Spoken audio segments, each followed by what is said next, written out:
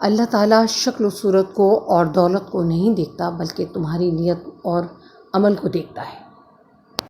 دنیا میں اس طرح رہو کہ گویا تم مسافر ہو۔ جس کے دل میں قرآن کا کوئی حصہ نہیں وہ ویران مکان ہے۔ بدترین انسان وہ ہے جو گھر والوں کو تنگ کرے۔ سب سے بڑی خیانت یہ ہے کہ تم اپنے بھائی سے کوئی ایسی بات کہو جسے وہ سچ جانے، حالانکہ تم نے وہ جو بات کہی ہے وہ جھوٹی ہے۔ جو مسلمان کسی بھوکے مسلمان کو کھانا کھلائے، اللہ اسے جنت کے پھل کھلائے گا۔ صدقہ گناہوں کو ایسے بجھا دیتا ہے جیسے پانی آگ کو۔ جو شخص کسی مسلمان سے کوئی غم اور دکھ دور کرے گا، اللہ اس شخص سے روز قیامت کے دکھوں میں سے کوئی دکھ دور کرے گا۔